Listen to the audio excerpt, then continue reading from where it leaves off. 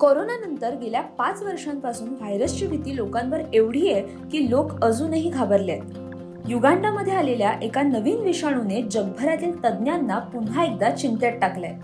अलीकडे युगांडामध्ये डिंगाडिंगा नावाच्या विषाणूचा प्रादुर्भाव वाढलाय।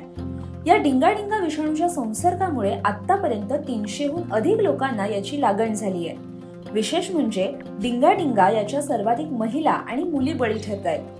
या आजाराला डिंगाडिंगा म्हणजेच डान्सिंग डिसीज असं नाव देण्यात आलंय। स्थानिक बोलीभाषेमध्ये याचा अर्थ नृत्य करण्यासारखे थरथरणे असा होतो।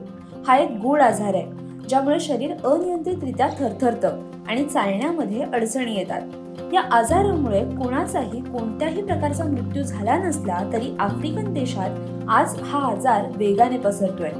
नक्की काय आहे डिंगाडिंगा आजार, त्याची लक्षणं काय आहेत आणि हा आजार नक्की आला कुठून याविषयी जाणून घेऊयात। डिंगाडिंगा या आजाराची युगांडाच्या बुंडीबुग्यो जिल्ह्यात प्रथमतः नोंद करण्यात आली।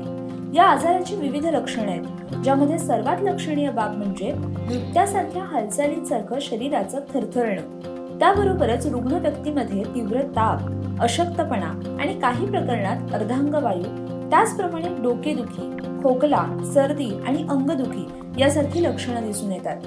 डिंगाडिंगा आजाराची लक्षणं म्हणजे ताप येणे, डोकेदुखी, खोकला, सर्दी आणि अंगदुखी।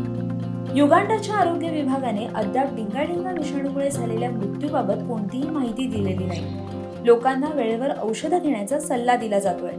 या आजारापासून बचाव करण्यासाठी आतापर्यंत कोणतीही लस उपलब्ध नाही। मिळालेल्या माहितीनुसार संक्रमित लोकांवर अँटीबायोटिक्स देऊन उपचार केले जात आहेत। या आजारातून सावरण्यासाठी सुमारे 1 आठवडा लागतो। हा आजार टाळण्यासाठी आरोग्य विभागाने लोकांना स्वच्छ राहण्याचा सल्ला दिलाय। तसंच त्यांना कोणत्याही संक्रमित व्यक्तीच्या संपर्कात येण्यास मनाई करण्यात आली आहे।